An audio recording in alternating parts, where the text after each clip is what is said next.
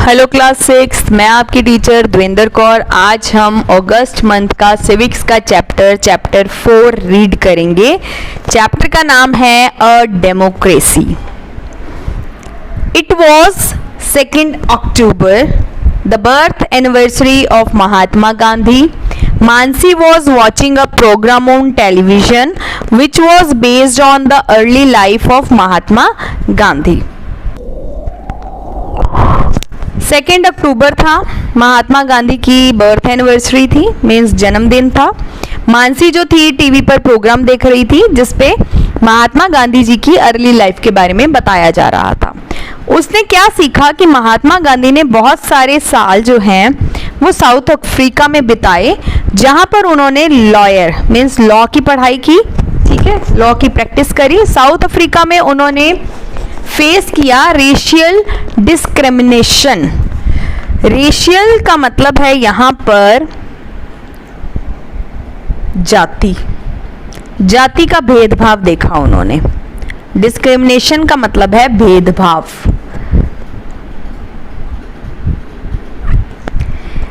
He was thrown off a train, उनको train से बाहर निकाल दिया गया after refusing to move from first class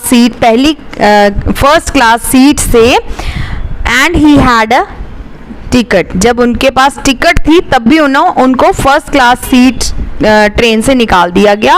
और दूसरे ओकेशन पे जब वो ट्रैवल कर रहे थे स्टेज कोच पे, तो Mahatma Gandhi was beaten by a driver for refusing to make space for European passenger.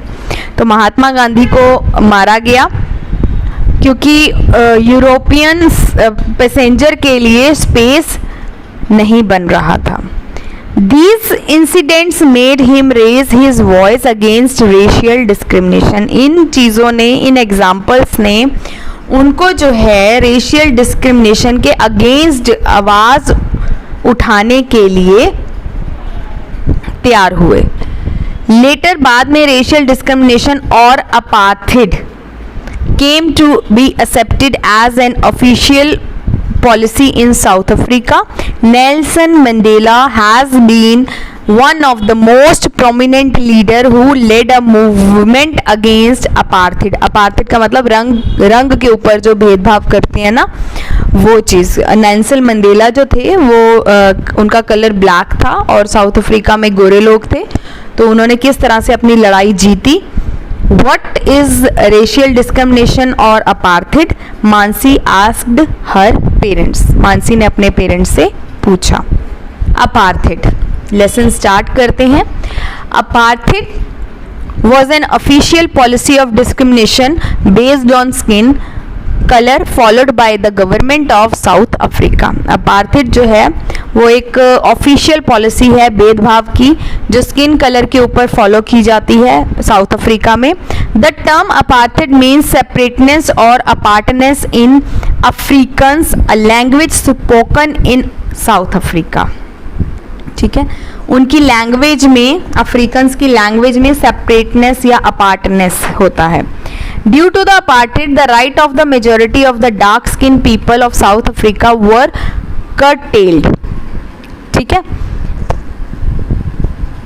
ज्यादातर जो मेजॉरिटी ऑफ राइट्स थे जो डार्क स्किन लोगों के लिए साउथ अफ्रीका में उनको मीन्स उनको फॉलो नहीं करने दिया जाता था, उनको पूरे राइट्स नहीं मिलते थे। वाइट स्किन पीपल जो थे वो सारे रूल्स, सारे राइट्स, सारे अधिकारों को इंजॉय करते थे। द डार्क स्किन पीपल जो होते थे उनको मना कर दिया जाता था और they were made to lead separate life. उनको बोला जाता था आप अपनी अलग जिंदगी जियो, आपके लिए हमारे बीच में कोई जगह नहीं है। दे वर सेपरेट नेबरहुड्स, आसपास से भी लोग उनको अलग कर देते थे। स्कूल में भी लोग उनसे भेदभाव करते थे। हॉस्पिटल, ट्रेन, हर जगह साउथ अफ्रीका में काले लोगों को इंसल्ट किया जाता था, उनको अधिकार नहीं मिलते थे, उनकी बेइज्जती की जाती थी। The dark skin people did not even have the right to vote, उनको वोट भी नहीं देते थे। The policy of apartheid was widely criticised, मतलब उनकी बहुत निंदा की जाती थी by the countries around the world, कि ये चीज़ साउथ अफ्रीका में स्किन के ऊपर लोगों को जो भेदभाव करते थे उनकी निंदा की जाती थी. Many countries severed all contacts with South Africa and it was force to withdraw from many international organisation. तो बहुत सारी कंट्रीज ने अपने लिंक तोड़ दिए थे साउथ अफ्रीका से. बहुत सारी इंटरनेशनल संस्थाओं ने भी साउथ अफ्रीका से लिंक तोड़ दिए थे. तो साउथ अफ्रीका जो था, the fight against apartheid was led by the African national Congress ANC. इन 1964 में the leader of the ANC Nelson Mandela, जो लीडर थे वो नेल्सन मंडेला थे, उनको जेल भी जाना पड़ा था. Non violent and anti government activities against after a long struggle, बहुत लंबे टाइम पीरियड के स्ट्रगल के बाद जो अपार्थाइड था, जो डिस्क्रिमिनेशन था, जो भेदभाव था, उसको ख़त्म किया गया 1990s में आकर, जब साउथ अफ्रीका गवर्नमेंट ने रिलीज़ करा नेल्सन मंडेला को. जब 27 साल वो जेल में रहे, उसके बाद अपनी लड़ाई के बाद उनको वहाँ से रिहा किया गया. गवर्नमेंट ने चेंज करे अपने लॉज. 1994 में जनरल इलेक्शन हुए, जहाँ पर लोगों ने, हर तरह के लोगों ने, वाइट पीपल और ब्लैक पीपल, सभी लोगों को वोट देना अलाउ था. With this south Africa become a democratic country. अब यहाँ पर साउथ अफ्रीका जो थी डेमोक्रेटिक कंट्री बन गई थी. And all the people irrespective of their races began to be treated equally. जिनको अभी तक पूरे अधिकार नहीं मिलते थे, काले लोगों को बोल सकते हो, उनको भी पूरे अधिकार मिलना स्टार्ट हो गए. Let us look at the some of the key elements of democracy. अब डेमोक्रेसी के की एलिमेंट्स देखते हैं हम. क्या थे? पीपल पार्टिसिपेशन, लोग पार्टिसिपेट करते थे, ठीक है, अलग अलग फंक्शंस में, अलग अलग जहाँ पर उनको योगदान देना था, लोग अपने पार्टिसिपेशन को कंप्लीट करते थे. People participation in the affairs of the government is an important feature of democracy. लोग पार्टिसिपेट करते थे इलेक्शंस में, जहाँ पर वो अपने नेताओं को चुनते थे. इंडिया के अंदर गवर्नमेंट जो इलेक्ट होती है 5 साल बाद, हर 5 साल बाद इलेक्शन होते हैं और वहाँ से फिर हमारा नेता चुना जाता है. अगर लोग हैप्पी नहीं हैं, अगर लोग खुश नहीं हैं गवर्नमेंट की परफॉर्मेंस से, गवर्नमेंट के काम से, तो वो लोग दोबारा न्यू गवर्नमेंट बना सकते हैं. Apart from the election, election के अलावा लोगों को पार्टिसिपेट करने का पूरा हक था. जिस भी governance by other means as well, किसी भी काम में वो पार्टिसिपेट कर सकते थे. दे कैन होल्ड प्रोटेस्ट, वो विरोध कर सकते हैं, मार्च निकाल सकते हैं, रैलीज कर सकते हैं. If they feel that a particular policy of government is against their interest. अगर उनको लगता है लोगों को कि ये हमारे हक में नहीं है, जैसे आजकल किसान आंदोलन चल रहा है, उनको, किसानों को लगता है कि ये रूल या ये पॉलिसी गवर्नमेंट ने हमारे हक में नहीं बनाई, तो वो मार्च कर सकते हैं, विरोध कर सकते हैं, रैलीज निकाल सकते हैं. People also protest by distributing pamphlets, distribute कर सकते हैं वो पैम्फलेट्स, होल्डिंग मीटिंग्स, रैली कर सकते हैं, गलियों में नाटक कर सकते हैं, ड्रामा कर सकते हैं. समटाइम प्रोटेस्ट गेट वायलेंट, कई बार ज़्यादा लोग मीन्स लड़ाई पे उतर आते हैं. Where people destroy vehicles, property owned by the government to protest against government policies. तो लोग अपना तरीका अपनाते हैं अगर वो गवर्नमेंट के किसी काम से खुश नहीं हैं. एम्प्लॉयज ऑफ द ऑर्गेनाइजेशन, जो भी उन संस्थाओं में काम करते हैं, कई बार वो स्ट्राइक पे चले जाते हैं ना, धरने पे चले जाते हैं, मना कर देते हैं. जैसे डॉक्टर धरने पे चले जाते हैं या सफाई कर्मचारी धरने पे चले जाते हैं कि हमारी मांगे पूरी करो. Signature campaigns are also a form of protest. ये भी एक तरह का विरोध है जहाँ पर लोग सिग्नेचर करते हैं पर्टिकुलर इशू के ऊपर और सबमिट कर देते हैं गवर्नमेंट को. Group of people also organize themselves into social movement to draw attention of the government. लोग अलग अलग ग्रुप बनाते हैं, ऑर्गेनाइज करते हैं, उसको सोशल मूवमेंट्स बनाते हैं ताकि गवर्नमेंट हमें अटेंशन दे सके, हमारी बात सुन सके. The masses towards issue relating environment, social inequality extra. जो नर्मदा बचाओ आंदोलन और चिपको मूवमेंट था वो एग्जाम्पल्स थे सोशल मूवमेंट्स पे, जहां पर लोग हजारों लाखों की तादाद में आकर उन्होंने उस चीज को, उस पॉलिसी को अपने हक के लिए करवाया. मीडिया, सबसे ज्यादा media play an important role in ensuring people participation. जैसे न्यूज़पेपर, टीवी चैनल, रेडियो, ये जो है यहाँ पर लोग इन्फॉर्म करते हैं. वहाँ पर समाचारों में बताया जाता है देश के किस पार्ट में क्या चल रहा है, कौन क्या कर रहा है. They try to imperial in their views fair, मतलब फेयर का मतलब न्याय के साथ, अपने सच्चाई के साथ व्यूज रखते हैं. So people are able to form their own opinion, ताकि लोग अपना ओपिनियन बनाएं, अपनी सोच बनाएं, अपनी जजमेंट कर सकें. मीडिया समटाइम्स ऑर्गेनाइज, कभी कभी मीडिया जो है ऑर्गेनाइज करती है ग्रुप डिस्कशन, ताकि लोगों तक हर तरह का क्वेश्चन और उसका आंसर पहुंच सके. Sometimes questionnaires with various questions are circulated among the people.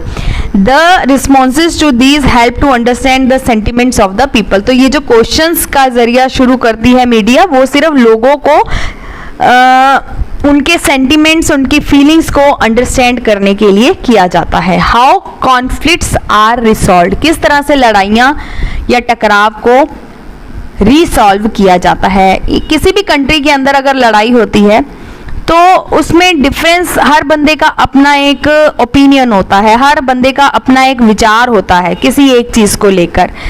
Some people, कुछ लोग सोचते हैं कि उसके भेदभाव करें, कुछ लोग सोचते हैं कि वो ज़्यादा सुपीरियर है, मतलब हम ज़्यादा ठीक हैं, सामने वाला गलत है. तो लड़ाई जो है ना वो किसी भी चीज़ पर हो सकती है. रिलीजन के ऊपर हो सकती है, प्रॉपर्टी के ऊपर हो सकती है, टेरिटरी के ऊपर हो सकती है, किसी राज्य के ऊपर हो सकती है, किसी भी इशू के ऊपर हो सकती है. कुछ कभी कभी जो लड़ाई होती है वो बहुत सीरियस हो जाती है, लीडिंग एन अननेसेसरी वायलेंस, लड़ाइयों तक पहुंच जाती है, इवन चीज़ों को नुकसान होना शुरू हो जाता है, कई लोगों की जान चली जाती है. देयर कैन बी कॉन्फ्लिक्ट्स, और कुछ लड़ाइयाँ ऐसी भी हो सकती हैं कि दो के बीच में हो, या दो ग्रुप के बीच में हो, या दो से ज़्यादा स्टेट्स के बीच में हो. तो लड़ाई कहीं पर कैसी भी हो सकती है. It is a duty of the government, अब ये गवर्नमेंट की ड्यूटी बनती है कि उसको रिसॉल्व करे शांति तरीके से, शांतफुल तरीके से, ठीक है. So that the parties involve in the conflicts are pacified, शांत किया जा सके. दोनों पार्टीज को, दो या दो से ज़्यादा लोग लड़ रहे हैं, ग्रुप लड़ रहे हैं, स्टेट्स लड़ रही हैं, उनको शांत किया जा सके. उनके इंटरेस्ट को, उनका जो मेन लड़ाई का जो टॉपिक है उसके ऊपर बातचीत की जा सके. In such case government should be impartial, उनको पूरा न्याय जो वो करे वो बिना किसी के पार्शियल ना करे, लाइक किसी की ज़्यादा साइड लेते हुए उसका न्याय ना करे, और सारे सिटीजन्स ऑफ द कंट्री को उसी लॉ के साथ रहना हो. Through its policy force, the government has to ensure that people follow the law. इसी इंश्योरिटी के साथ, इसी पक्के के साथ, यही पक्के श्योर जो चीज़ है, जो भी पॉलिसी फॉलो की जाए वो प्रॉपर तरीके से लोगों के बीच में उस लॉ को फॉलो करा जाए और लड़ाई ना हो. If the conflicting parties cannot reach any ambitious solution, अगर लड़ाई करने वाले लोगों के बीच में अगर सॉल्यूशन नहीं होता, कोई फ्रेंडली सॉल्यूशन नहीं निकलता, तो वो अप्रोच कर सकते हैं कोर्ट ऑफ जस्टिस में जाकर. ठीक, यहाँ पर एक केस स्टडी का क्वेश्चन है और जो इम्पोर्टेंट है इसको आप रीड करोगे. इसमें इम्पोर्टेंट लाइंस आपको रीड करवा दी जाएगी, अंडरलाइन करवा दी जाएगी, जिससे कि आप कि अगर पेपर में केस स्टडी आता है तो आपको उन क्वेश्चंस का आंसर देने में इजी हो. इसके बाद आता है quality and justice. Quality and justice go hand in hand, मतलब एक हाथ से दूसरे हाथ जाती है। When people are treated equally, जब लोगों को equally treat किया जाता है तो उनको equal justice मिलता है, equal न्याय मिलता है। In India, the government has taken certain steps to ensure quality and justice. Equal न्याय और equality मिले, समानता मिले। Discriminatory practice of untouchability, छुआछूत जो था, has been abolished by law. Abolished का मतलब खत्म कर दिया। Untouchability was an evil, एक बुराई थी, समाज के अंदर एक बुराई थी छुआछूत वाली, इन विच लोग एज्यूम करते थे कि जो ऊपरी जात के लोग हैं वो छोटी जात से हाथ नहीं मिला सकते। ठीक है, अनटचेबिलिटी पॉलिसी जो थी, अनटचेबिलिटी जो एक बुरी प्रैक्टिस थी, बुराई थी, उसको खत्म किया गया। The untouchable phase many discrimination, उनको बहुत सारे भेदभावों से होकर गुजरना पड़ता था। And were denied all the basic rights, उनको पूरे राइट्स नहीं मिलते थे। आज जो है अनटचेबिलिटी इज पनिशेबल ऑफेंस। आज जो है ये जो प्रथा है अनटचेबिलिटी की, छुआछूत की जो है छूत अछूत वाली जो बुराई है, इसके ऊपर पनिश की जाती है लोगों को, मतलब ये पूरी तरह से खत्म कर दी गई है। कोई ऊपरी जात का नहीं होता और कोई नीची जात का नहीं होता। The constitution also declare, constitution ने यह भी डिक्लेयर किया कि इंडिया एक सेकुलर कंट्री है। इसका मतलब, सेकुलर कंट्री का मतलब है कि लोग सारे रिलीजन्स को इक्वली ट्रीट करेंगे, किसी का रिलीजन छोटा बड़ा या ज्यादा और कम का नहीं है, विदाउट एनी भेदभाव। However some sections of the society, कुछ सोसाइटी के ऐसे सेक्शंस हैं जहां पर भेदभाव है। Long period of time need special privileges so that they become a part of mainstream. तो कुछ जगहों पे हैं ऐसे भेदभाव जिनको लंबे समय तक चलाया गया। For them the government has made special provisions, तो गवर्नमेंट ने उनके लिए स्पेशल चीजें, स्पेशल प्रोविजंस बनाए जिनको रिजर्वेशंस बोला। फॉर एग्जांपल कुछ सीट्स रखी रिजर्व्ड, कुछ सीट्स गवर्नमेंट ने रिजर्व रखी उन लोगों बैकवर्ड क्लासेस के लिए educational institutions and government offices में। Women have been denied the right to education, पहले औरतों को, गर्ल्स को एजुकेशन का पूरा राइट नहीं था, तो उनको भी बहुत सदियां लग गई उनको ये हक दिलवाने में। So the government has pass the several law to ensure justice for women and the girl child. कुछ स्टेट्स में फ्री एजुकेशन दी जाती है गर्ल चाइल्ड को till secondary level, means till 12th class. Income tax के जो law है वो अलाउ करे गए बेनिफिट्स और फॉर वुमेन्स के लिए, और girls can also claim a share in their parental property. जो लड़कियां हैं वो अपने माता पिता की प्रॉपर्टी में अपना शेयर मांग सकती हैं। तो यहाँ पर चैप्टर नंबर आपका सिविक्स का 4 फिनिश होता है। By your teacher Devendra Kaur, छोटा सा चैप्टर था ये, और ये आपकी समरी पॉइंट्स हैं। इन समरी पॉइंट्स को आप अच्छी तरह से रीड कर लो। देन ग्रॉसरी है और इसके बाद एक्सरसाइज है आपकी, फिलअप्स हैं, then true false, then answer in brief and then detail and then hot score. Chapter 4 finish आपका अगस्त मंथ का ये चैप्टर था, चैप्टर नंबर 4 अ डेमोक्रेसी।